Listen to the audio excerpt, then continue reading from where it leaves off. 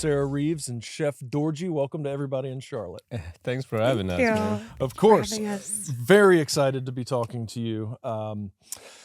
So how did we get here? That's kind of the general way to start. My wife and I came and ate at Sora, your new restaurant, and we'll dive into kind of your previous stuff and your other things that are going on and all that led to that.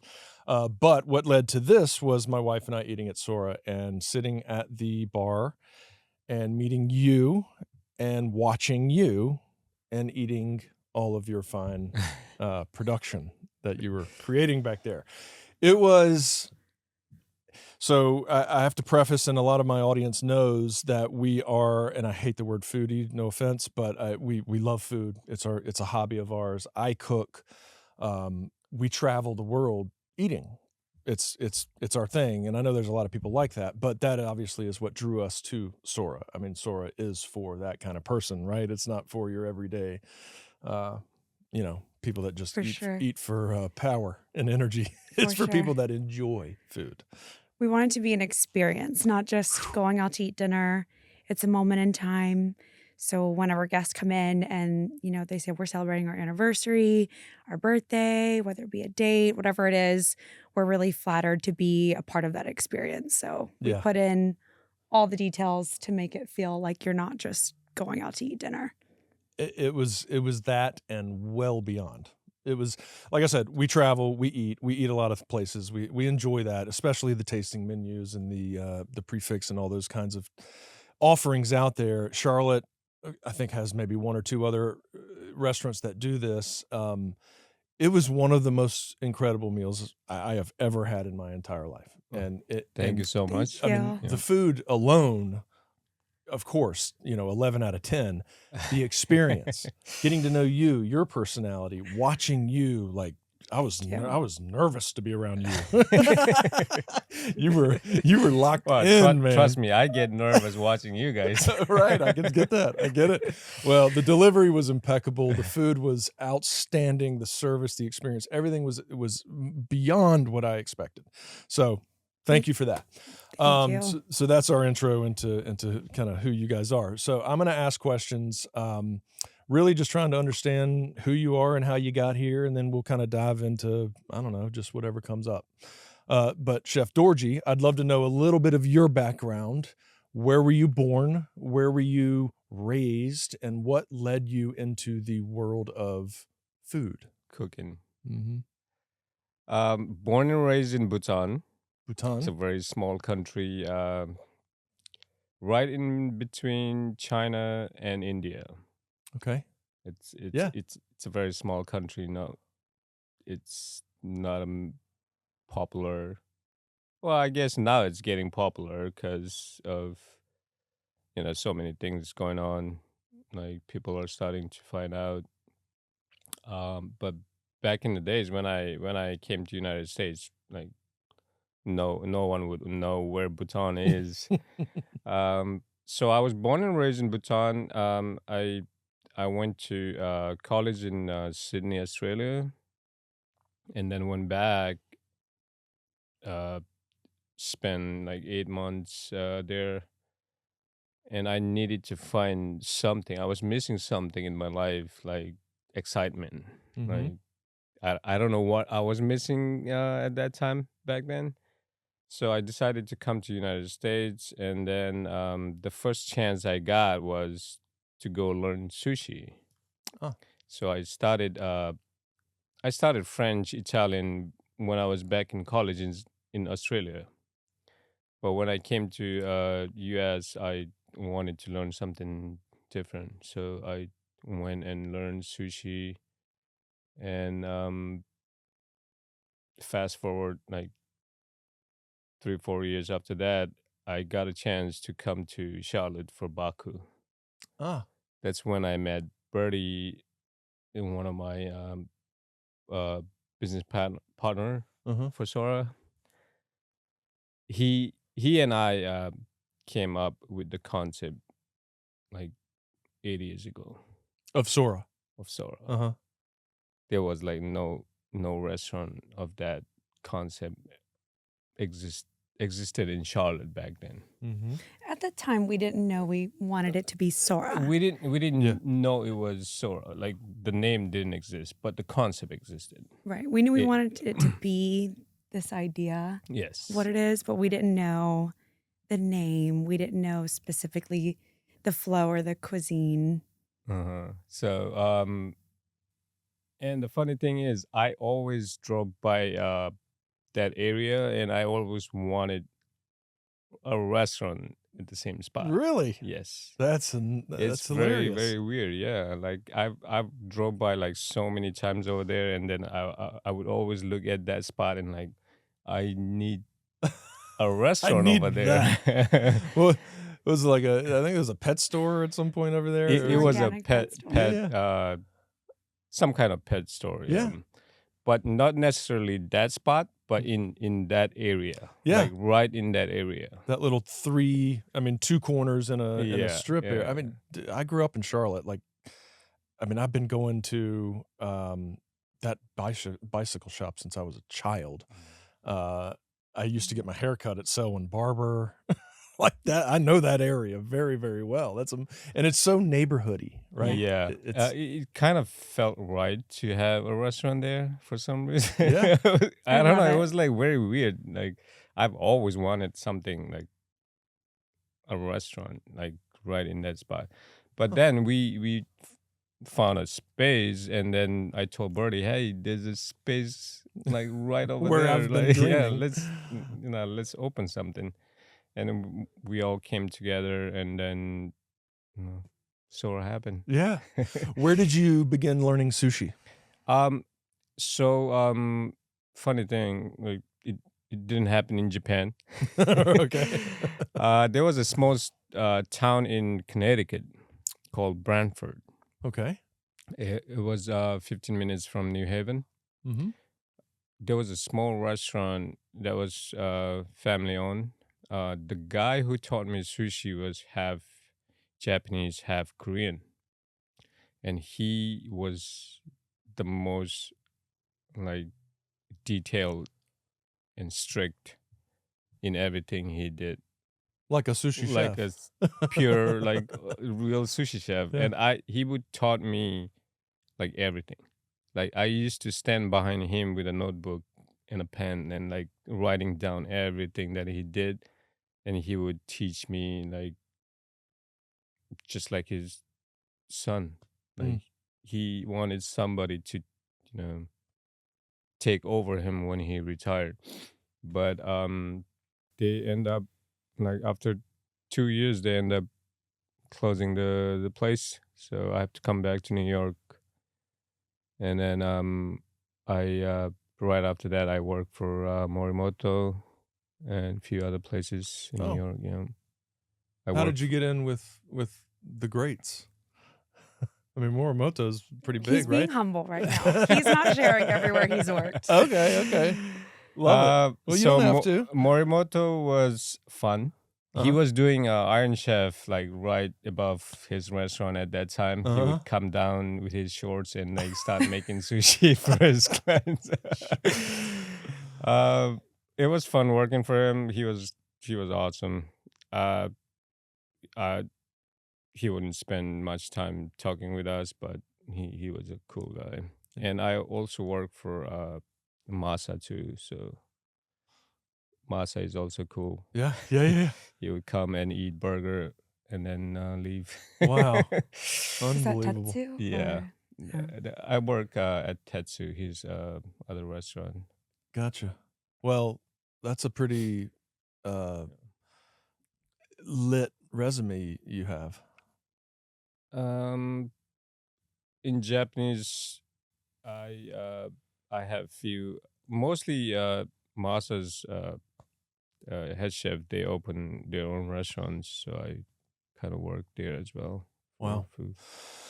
Okay. So, all right. Well, you're a phenomenal chef. And then you Thank come to you. Charlotte and you get hooked up with Bertie at Baku, Yes. which is also one of our favorites. It's outstanding.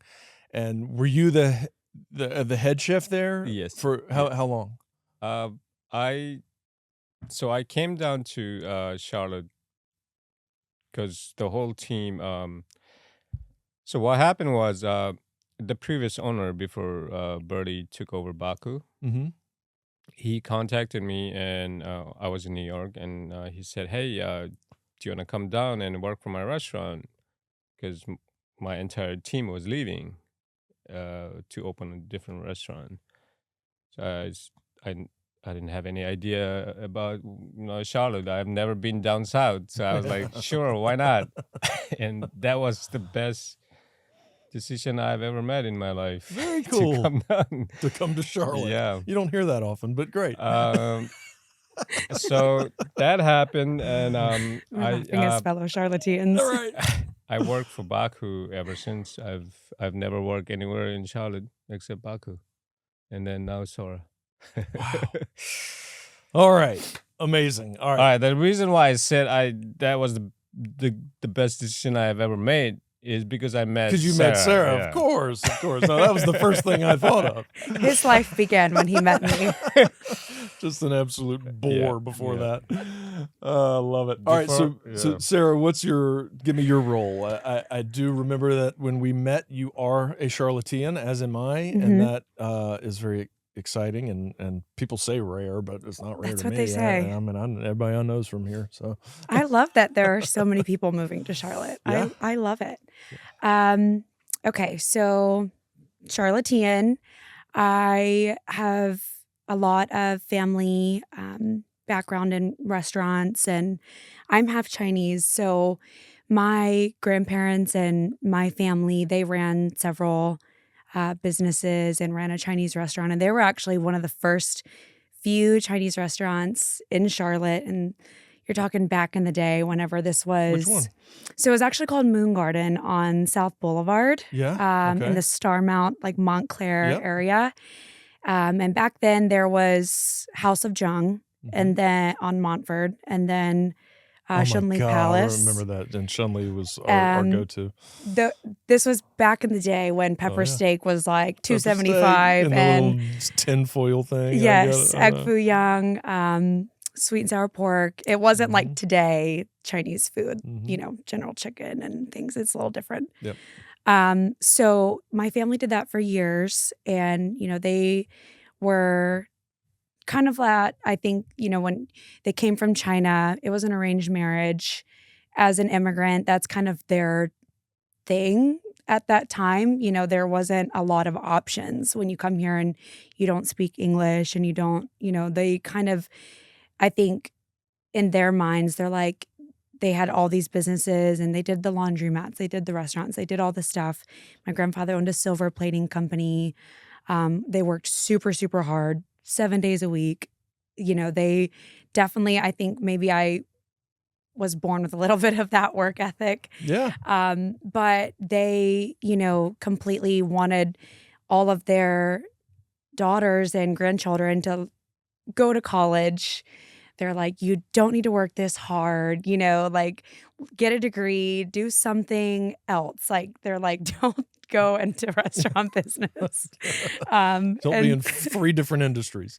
And so my very first job was just in like a Japanese and Chinese, like fast casual takeout. I did everything. I was like 16 years old. I was the host and the server and just did all the things. The owner didn't even speak English. So I was totally like the translator, just kind of I got to kind of see at a very early age all the angles, not just from my own personal family, but at that aspect, it being a first job and just being responsible for everything. And even in that restaurant. And I just really have always enjoyed, even back in the day when I was a server in high school and in college and I was a bartender, I've always enjoyed just making friends with people. It was just so organic for me. I didn't feel like I was at work. I felt like people were just coming to hang out with me. Like it wasn't, I didn't feel like I was at work. Yeah. And so I remember the day I turned 18, I actually applied in one of Birdie's restaurants. Is actually the first one in the Yama restaurant group. We call it the OG, the Yama in South Park. The South Park one, yeah. The South Park Yama. So that has always kind of been like, I feel like the home yama for Uh-huh. me. But I Us was a us too. server. Yeah, for We've a done lot of birthday Charlotteans, it's dinners, like like, a staple. I'm sure we've crossed your path before. Yes, Yeah. 100%. And so, I just have always loved like the Sundays there as a bartender. You would get all the people that live in that neighborhood. They come in with their kids, they're getting takeout, come in for date night, seen their kids grow up. I've just enjoyed it over the years. I kind of got into this, you know, this business as just a like server, and I just needed a job while I was in college. Mhm. And then I really kind of fell in love with it. Went to college to be a nurse, graduated, and my family was like, "Okay, like you got a job now. Like you're a nurse. We're so proud of you. Like when are you gonna stop working in the restaurants?"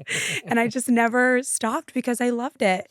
And so then I was just crazy working 2 full-time jobs because straight out of nursing school, you can't just be like a part-time nurse. Like your full time transition to practice, required hours and all these things. And I was like, well, I worked so hard to get this degree. I'm gonna do it. But also I clock out at 7 and then like go to the restaurant. And Oh my God.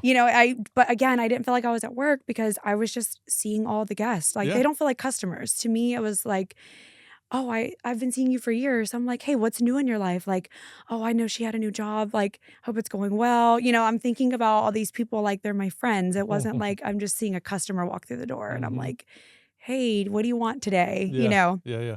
Um, Well, and your family heritage is one of working 24 hours a day, 7 days a week. yeah. So So for me, it was just naturally, you just normal. went to another job after your job. It was just normal to me. Like I didn't think I was going to work. I was excited, you know.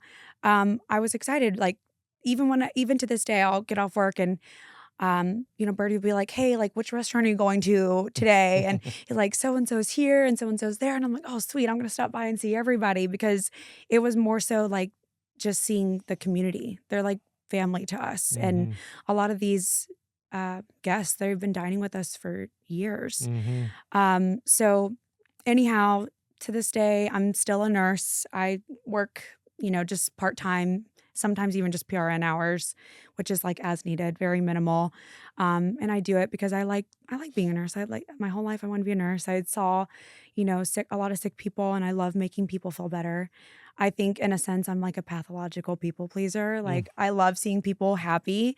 I love knowing that I make people happy. I love seeing people feel better.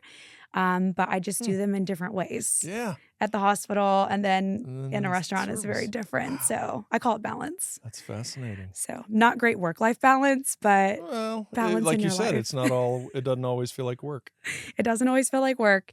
So I'm always excited to get into the restaurant and, see the guest. And although I have lots of responsibility in the restaurants, I don't even view that kind of as like, to me, that's working. But when I come in and I'm, pouring sake or wines for the guest, or we're beverage pairing with his menu or whatever it may be, I feel like that's not work Yeah. to me. So Yeah. yeah. Well, I mean, just from personal experience and how this all came about was, like I said, sitting there and getting to know you. And you're very easy to get to know and very quick to get to know. And it also made our experience really enjoyable. So you do a great Thanks. job. I can see how it doesn't feel like work because you just felt it did. It felt like we caught you out in the park or something. Yeah. You just happened to have I'm some like, sake. welcome to my home. We drink lots of sake here. Right. If you want to come in the rabbit hole, come on. Yeah. It was Yeah. it was very, very enjoyable. All right, so let's move into Sora. Let's see. Where do we go there? So you give me your background, you give me your background. When did you all come together and start sharing the vision of Sora? So, like I said, Bertie and I was like talking about the concept like 8, 9 years ago Uh-huh. when we first met. We kind of felt that tasting menu concept in Charlotte at that time was too early, Mhm. and it's still too early. Right. It's We early. almost were an omakase restaurant. Yeah, Mhm. Almost. but people are getting to know and feel the difference of different kind of cuisine and like different kind of concept and different kind of service when they come try out tasting many restaurants like this. They know you know what the concept can really be about. Mm-hmm. It's not just about food. Yeah. It's the whole package. So now that you know few restaurant has come up, like the I'm talking about the tasting menu restaurants, Mm-hmm. like Counter, like Laos Trika, and Well, my buddy that I grew up with, Ted Nakato, his behind Minya, do you know, right Oh, here that closed? a couple and very Yes. sad. yes, Did yes. y'all ever Very eat there? Yeah, sad. I have not. We didn't get a I chance to really go. wanted to. I know the chef who was one of the partner there. Mm-hmm. But unfortunately they closed. I don't know. So I grew up with Ted. When you have a restaurant of your own, you often don't get to eat at other people's I restaurants. understand. I understand. Unfortunately, yeah, it's not the I business was hours. working when they're open, and when they're when I'm free they're closed. So Yeah, right. it's always a struggle. Very So yeah, sad. now we kind of felt that it's about time to open like a tasting menu concept Mhm. after few restaurants that open in Charlotte. So we decided to open. It took us about 2 years, the construction, because the whole area was not. It was a retail place. It Mhm. wasn't meant to be a restaurant. So Mhm. we had to like go through the whole process of like getting a whole system set up for a restaurant, the water, the Construction was gas, and gruesome. everything. I bet. So it took Permits and it took us a while to Wow. get there. yeah.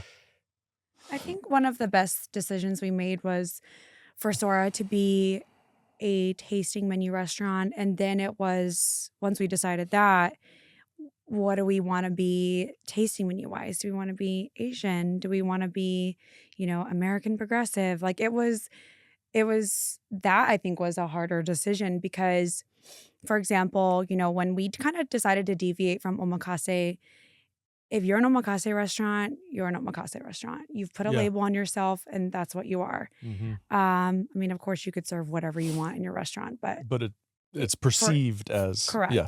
And so, whenever people Google dinner, when they want to go look for something new or like they see the word omakase, and if that's not specifically what you're looking for, you may not want to go.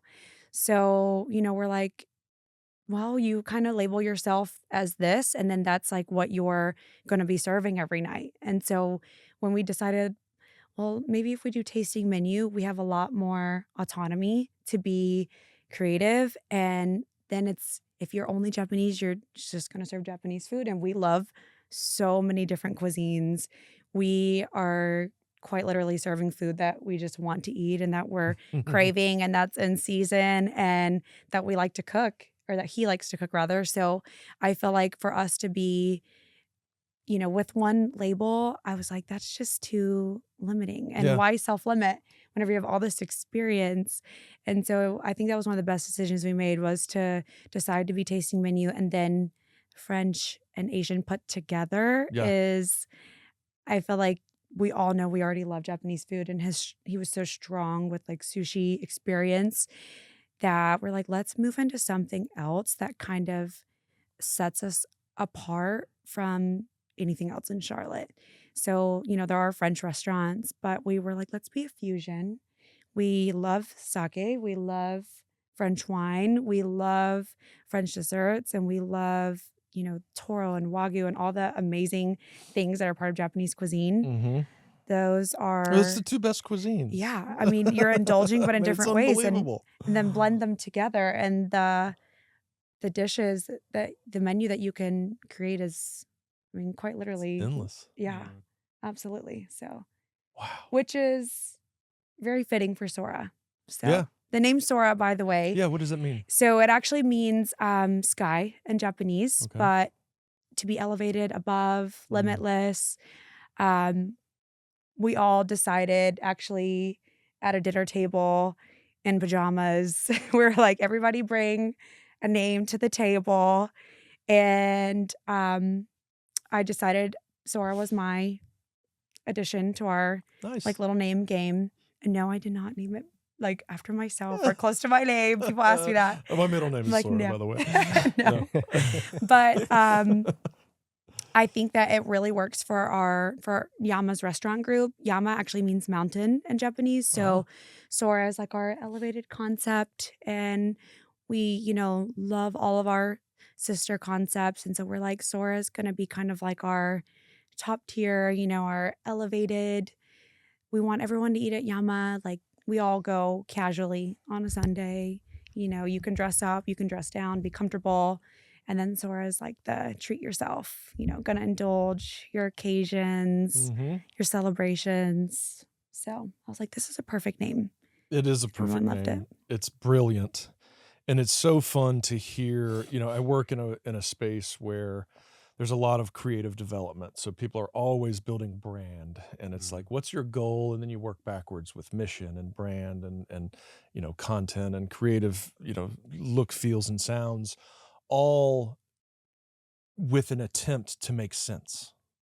Right? Sure. So to make it all blend and make It's it not easy meaningful. to find a name. Oh my God. It's it's actually not easy. insane, It right? took us weeks. Well, just the fact that you all have everything you just told me with your, the passions around where your abilities in cooking are, where you're from, where your family is from, the things you like to eat. I mean, it literally all came together to create Sora.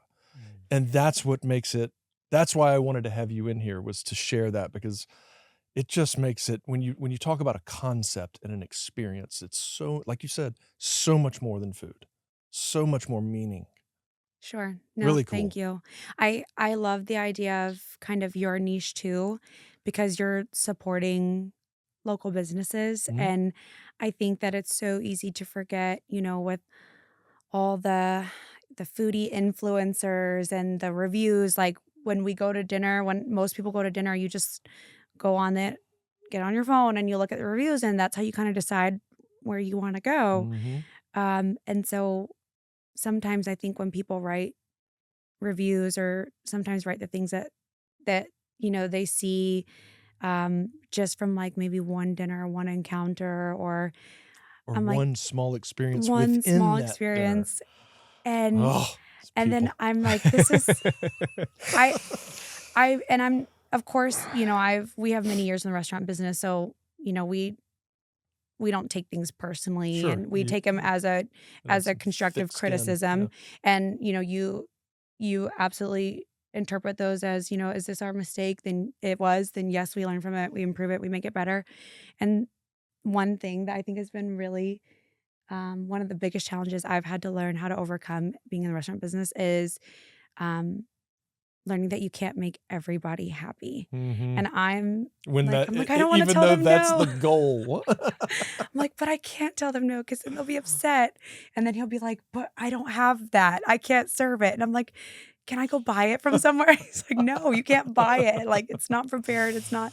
Yeah. I hate to serve something that, if I can make it, or if I can make it myself, I want to buy it. Like, I want to make it, or if I don't have time, I don't want to serve it. Eat it. Yeah, there's no point in like buying something that I can make it. Interesting. Like as far as an ingredient within a dish or something like that? Yeah. Wow. Oh yeah, no, he is very like if from short. scratch. Fish, I can make fish. No. There's no way, if somebody wants a certain kind of fish, and if I can't make a fish, and I can't do anything about it. But there's certain stuff that you get a lot of. Initially, we got a lot of like preferences. Say that again. Preferences. Yeah. Like, oh, I don't like you know, I don't like scallop. I don't. Can you like take scallop out? Mhm. But it's a tasting menu restaurant. Like No, I can't. you, I could try replace with something else, but you know the I want you to experience tasting menu restaurant as something that you really want to try, like something Yeah. that you have never tried before. Mhm. That's pretty much what tasting menu restaurant is. Right. You want to come there to experience something different. Open your mind. Open your palate. Yeah. You can't just come to tasting menu restaurant and say, "Hey, I don't like this, I don't like that." There's no So- reason. Then Don't come if that's how you are. As Dorji's better half, I will give you the polished, refined version of that. Okay. So we politely. I'll say it for you. Don't come if you don't want it. I'm kidding. Nah, I'm not saying I'm like joking. that. I'm joking. We politely You're all decline preferences. Mhm. However, we do accommodate allergies. Vegetarians are absolutely welcome to come eat. Gluten-free, allergies. It's not your fault that you were born with a fish allergy. Sure. That's 100% Sure. okay. I am sad that you have that allergy because You're missing we out. Yep. But we will 100% with the chef's substitution be able to accommodate you. We are just not able to accommodate all specific preferences Mhm. only because it does sometimes functionality wise, if we're fully booked, and although we are a small, intimate venue, whenever we have several people, if one person doesn't like mushrooms and then one person doesn't like onion and then one person doesn't like raw fish and then it's almost like making this guy make, 5 different menus to serve all at one time. Right. So we politely decline Very preferences, politely. but allergies are okay. And it was just, that was, I think in the beginning, that was us being the trying to make everybody happy Mhm. kind of thing. And Dorji would just look at me and be like, did you ever sit down at chef's table and told the chef that, you wanted this cooked more? Or Yeah. did you ever? And I'm like, well, no. And he's like, well, then why are you letting people do that? And I'm like, well, because 'Cause I we want to want make them happy. business. So I had to learn how to kind of, our previous experience in restaurants, I did everything that I could to make customers happy. Mhm. You want that more? No problem, sir. Absolutely. Or, if I had ever even seen like maybe it was a new chef that was learning how to work like at Baku or Yama, and I'd say, you know what? I know when we get super, super busy, it might be challenging for you to watch all these temps on all these different fillets or cook everything just a little under. So that way, whenever you pull it off the grill and it's resting, it comes out exactly how the guest wanted it to be. Mhm. So we're so used to like accommodating Yeah. everything. And Yeah. for us to move to tasting menu where now it's like, this is my menu. I'm serving what I Right. want. Right. Yeah. Well, that is call it a startup or call it a beginning of a business. I mean, that is the growing pain that we all go through. You want, if somebody walks in the door and can't afford the higher level that we offer because we're a white glove service podcast production company, and I need the business, I'm going to go, all right, don't walk out. Let's work together here. We'll come down here. We'll come down. Let's meet somewhere We'll else. accommodate. I need, I want the business. I want people to be happy here. So, Well, and then of course you build your identity over time, and it's like, this is what we are. Take it or leave I it. also genuinely though, and don't get me wrong, I was an advocate for all the people that wanted their preferences. I really fought it for months because I don't want anybody to ever sit down and, they're spending really good money to come eat at Sora. And we acknowledge that. We know it's not a cheap dinner. And, they're taking a chance. They're using their annual celebration, whatever it is, or a date night, or, had to get a babysitter. There's a lot that goes into it. I recognize and acknowledge that. Mhm. And so whenever they come in, and like maybe you're somebody that doesn't like raw things or, whatever it is, and like course after course, you keep getting something that you're not comfortable eating. And I know what that feels like to have a dish put down in front of you and you're like, I don't know if I'm gonna like this. And then the next one comes in and you're like, I don't know if I'm gonna like this. And like maybe they don't Why did feel you come? comfortable. Again, going back to me being me, I don't ever want to, make somebody feel like they didn't get to fully enjoy their experience. So I know how that can be for some guests. And I say all the time to the guest whenever they come to eat and we knew what we signed up for, that our city is a little behind in the food scene. There's so many fantastic restaurants and it is growing and is getting so much better. And with the amount of people moving into this city from other larger cities where it's so normal to go to a tasting menu restaurant and drop $500 a person and not know what you're going to eat, and you don't even think twice about it. You just sit down and eat whatever the chef is serving, whatever the temperature is the chef wants to serve his, duck or steaks. And I know that concept, even here in Charlotte, can sometimes still be a little bit new and almost considered taboo. So I feel like for the guests to take their chances on us and spend the money that they're spending, I want them all to be happy and satisfied when they come in. And so there's a fine line between that.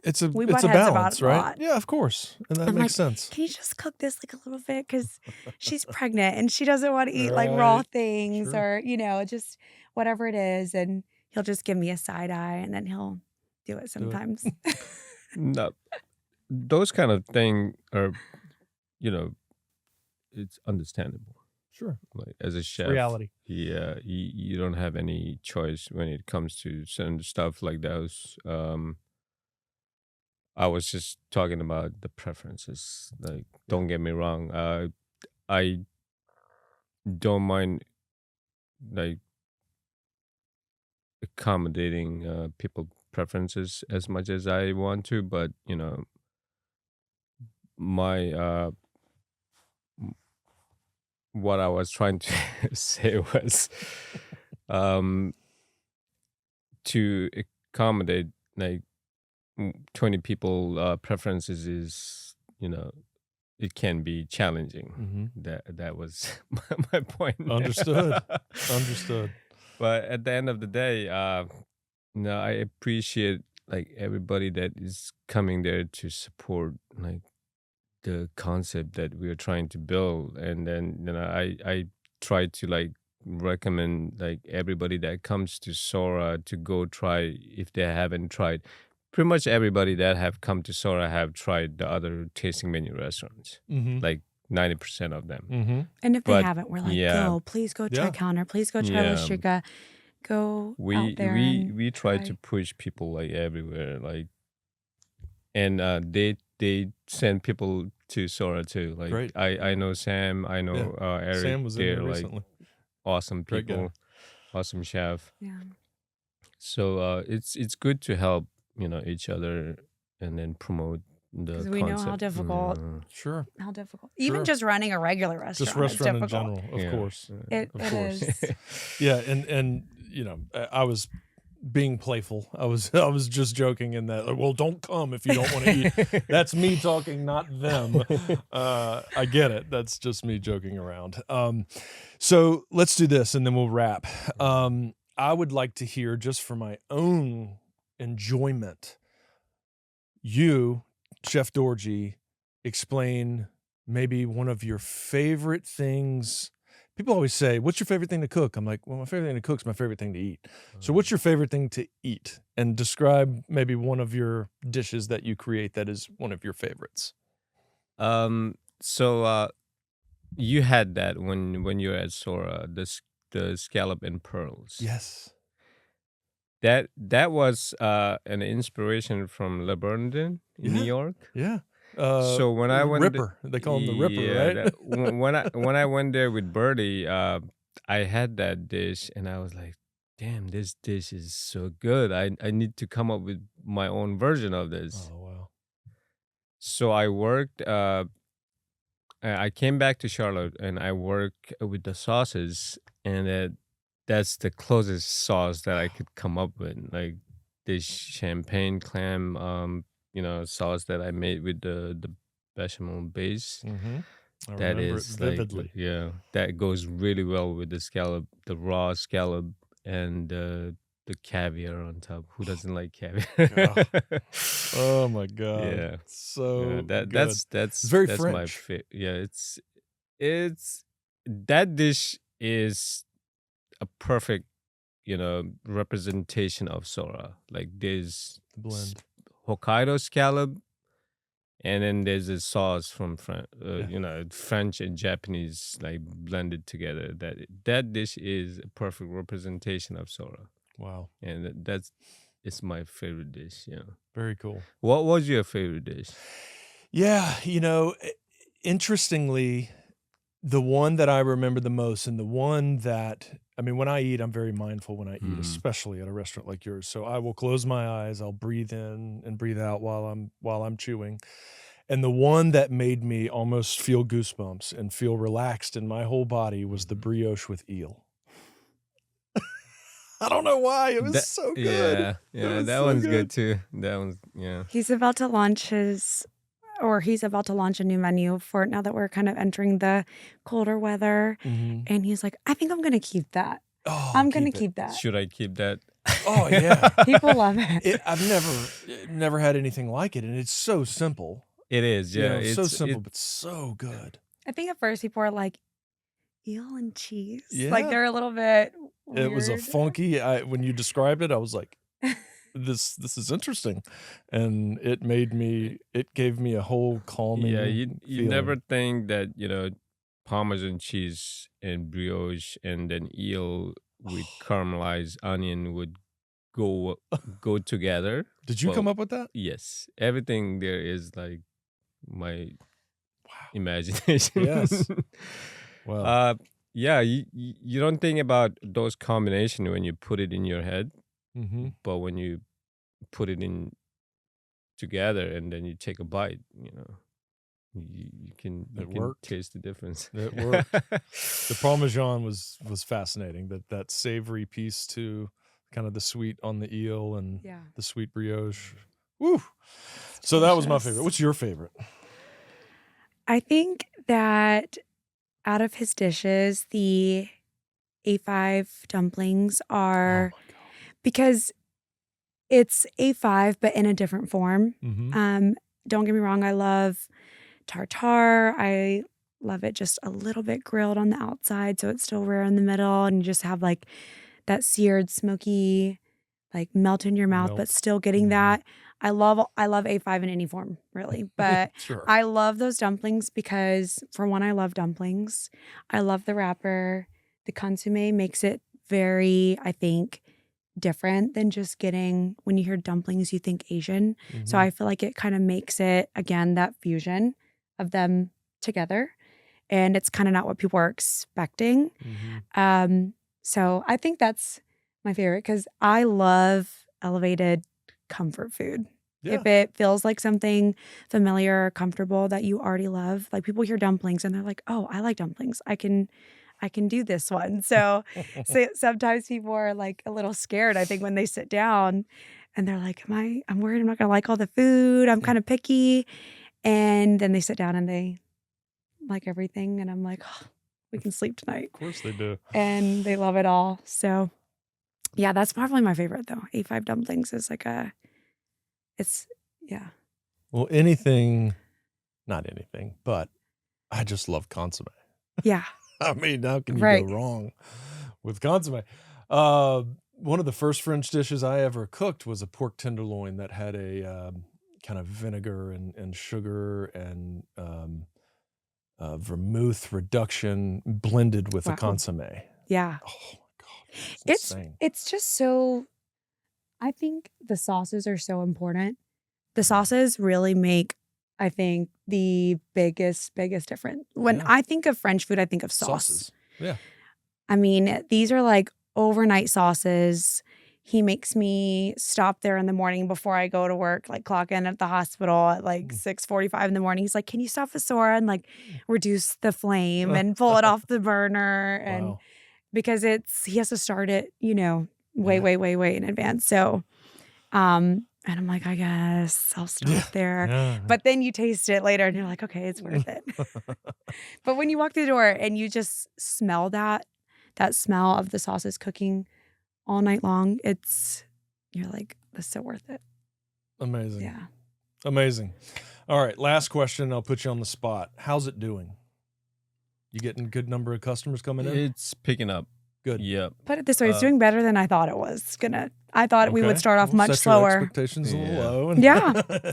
Well, I think Well, you that's didn't market very much. Sorry to interrupt you. You didn't No. market a whole lot. Yes, right? that's what I was gonna say. We didn't like blew it up Mhm. when we opened. We wanted to keep it low, get our shit together Yeah, first, totally. and then Let the word spread. yeah.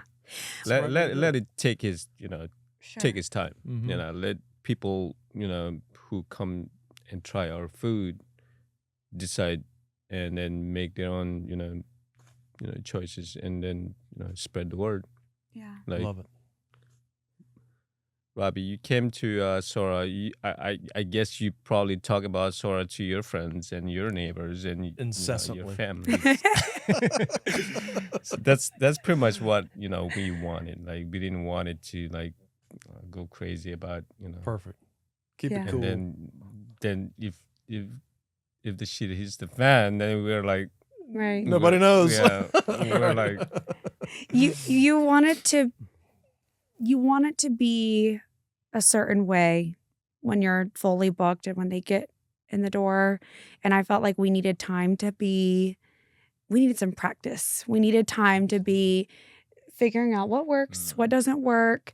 We've made so many changes since we opened just from little experiences. We're like, okay, so for this to never happen again, we're going to change this time to Mhm. this, or I'm going to push this back 30 minutes earlier, or, whatever it might be, because that's how you learn. Yeah. yeah, we're and still learning. fine. Like, every day is a new challenge, and we're still trying to fix. Our goal is to create a great dining experience. Mhm. That's our goal. Mhm. That's We a want moment in time. everything. We want everything to be perfect. Yeah, of course. Well, I do. Yeah, of course. It's funny. The goal is to be perfect, but the reality is that you can't ever be perfect. I know. Yeah. That's I- okay. A lofty goal is what we all need, right? But luckily, it is doing better than we thought. I really imagined us starting off a lot slower. Not that we're fully booked and crazy, insanely busy or anything, but I thought that we would be starting off a lot slower just because of the price point, for one. Mhm. I know that that's a higher price point than restaurants in Charlotte. Mhm. So I really thought that would maybe scare people away. And once we got people through the door, I figured once we got people through the door and they tried the experience, and they were like, okay, Exactly. this makes sense. This is why it It's costs about this value, much. right? Exactly. And so that's one really important thing for us is value. We're like, don't shrink the portions. We Mhm. know what people are paying.